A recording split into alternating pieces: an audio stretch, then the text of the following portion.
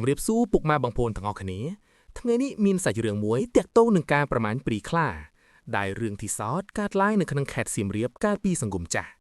ចង់ដឹងសាច់រឿងមានភាពសាហាវកម្រិតណាតោះរីករាយសម្រាប់ទាំងអស់គ្នានៅក្នុងតំបន់ព្រៃជ្រៅមួយនៅភាគខាងជើងនៃប្រទេសកម្ពុជាមានភូមិតូចមួយដែលមនុស្សនៅទីនោះរស់នៅយ៉ាងសាមញ្ញនិងស្ងប់ស្ងាត់ភូមិនោះមានឈ្មោះថាភូមិព្រៃក្រហមពេលថ្ងៃភូមិនេះមើលទៅស្រស់ស្ងាត់ណាស់មានវាលស្រែបៃតងបឹងតូចៗនិងព្រៃធំៗព័ទ្ធជុំវិញក្មេងៗលេងនៅក្រោមដើមឈើមនុស្សធ្វើស្រែធ្វើចម្ការជីវិតហាក់ដូចជាស្ងប់ស្ងាត់និងធម្មតាប៉ុន្តែពេលយប់មកដល់ភូមិនេះបំលែងទៅជាកន្លែងមួយដែលគ្មាននរណាហ៊ានចេញពីផ្ទះព្រោះក្នុងព្រៃដែលស្ថិតនៅខាងក្រោយភូមិមានរឿងមួយដែលមនុស្សគ្រប់គ្នាភ័យខ្លាចរឿងនោះគឺព្រាយខ្លាមនុស្សចាស់ៗនៅក្នុងភូមិនិយាយថាព្រាយខ្លាមិនមែនជាសត្វខ្លាធម្មតាទេវាគឺជាមនុស្សដែលប្រើអាគមងងឹតដើម្បីបំលែងខ្លួនទៅជាសត្វខ្លាពេលថ្ងៃវាជាមនុស្សធម្មតាប៉ុន្តែពេលយប់វាคล้ายជាខ្លាដ៏សាហាវវាចេញពីព្រៃដើម្បីបញ្ចាញ់ហើយជាអាហារមិនមែនតែសត្វទេមនុស្សផងដែរ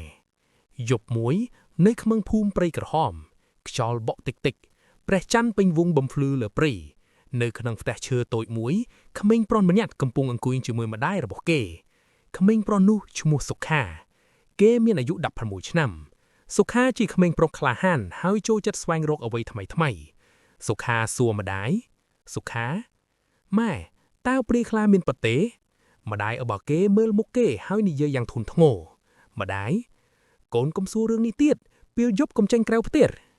សុខាមិនទាន់ឆ្លើយអ្វីទេភ្លាមអូសំលេងខ្លាអមកទីព្រៃសំលេងនោះធំហើយធ្វើឲ្យសត្វឆ្កែក្នុងភូមិស្រែកគ្រប់កន្លែងម្ដាយសុខាបិទទ្វារភ្លាម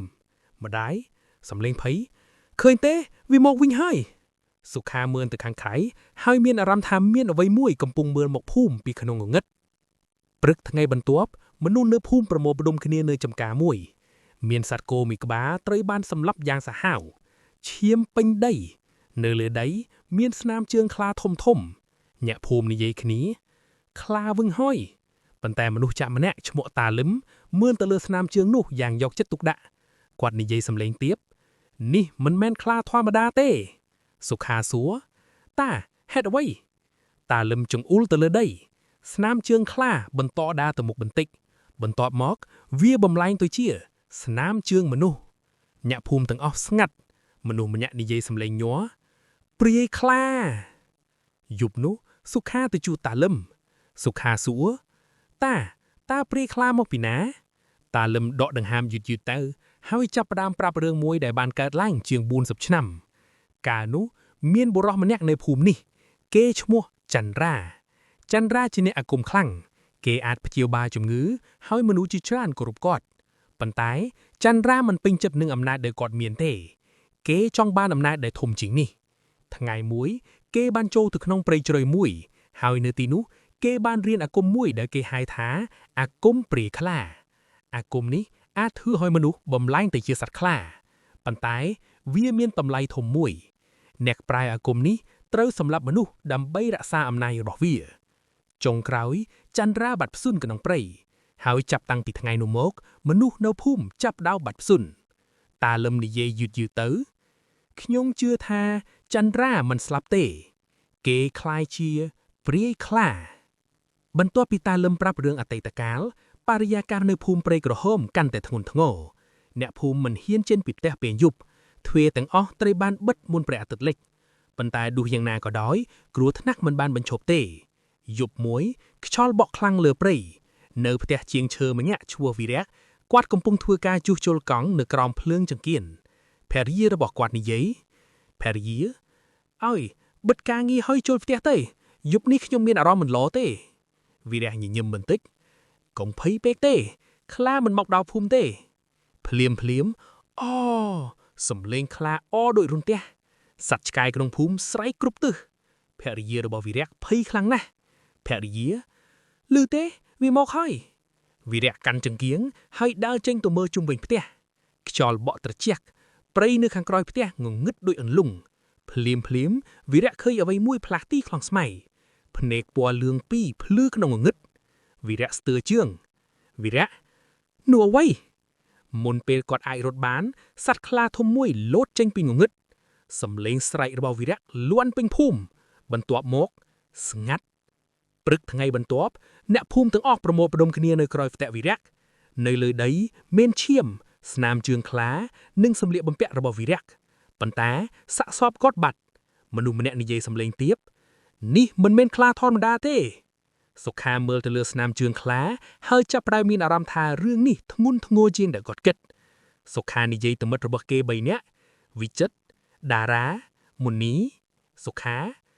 បើយើងមិនរកការពិតអ្នកភូមិអាចស្លាប់បន្តទៀតវិចិត្រភ័យបន្តិចទៅវិចិត្រអញចង់ធ្វើអ្វីសុខាមើលទៅព្រៃធំដែលនៅឆ្ងាយសុខាយើងត្រូវចូលព្រៃយប់នោះសុខានិងមិត្តរបស់គេជួបគ្នាក្រោយវត្តព្រះសង្ឃចាក់ម្នាក់បានប្រដល់ឲ្យពួកគេខ្សែអាគមហើយព្រះអម្លេតព្រះសង្ឃនិយាយបើព្រៃខ្លាមានពិតអាគមនេះអាចប្រដល់កែពារអ្នកបានតាលឹមក៏មកដែរគាត់និយាយយ៉ាងធ្ងន់ធ្ងរគុំចូលព្រៃជ្រៅពេកបើឃើញស្នាមជើងខ្លាដែលបំលែងទៅជាស្នាមជើងមនុស្សត្រូវតែត្រឡប់ភ្លាមសុខាគោរពក្បាលប៉ុន្តែចិត្តរបស់គេពោពេញទៅដោយការសម្រេចចិត្តព្រឹកថ្ងៃបន្ទាប់សុខានិងមិត្ត3នាក់ចូលព្រៃព្រៃនៅទីនោះធំនិងងងឹតដើមឈើថ្ពស់បិទពន្លឺព្រះអាទិត្យសំឡេងសត្វស្រែកគ្រប់ទិសពួកគេដើរតាមស្នាមជើងខ្លាដែលនៅលើដីសើមមុនីនិយាយសំឡេងទាបខ្ញុំមិនចូលចិត្តកន្លែងនេះទេភ្លាមតារាចង្អុលទៅមុខនៅលើដីមានស្នាមជើងខ្លាហើយបន្ទាប់ពីបន្តិចវាបំលែងទៅជាស្នាមជើងមនុស្សវិចិត្រភ័យខ្លាំងណាស់វិចិត្រតាលឹមបាននិយាយពិតខ្យល់បក់កាន់តែខ្លាំងស្លឹកឈើរលាយដូចមានអ្វីមួយកំពុងដាស់ជុំវិញពួកគេភ្លាមអូសំឡេងខ្លាអយ៉ាងខ្លាំងនៅក្បែរនេះមុនីភ័យរត់ទៅទិសមួយសុខាមុនីឈប់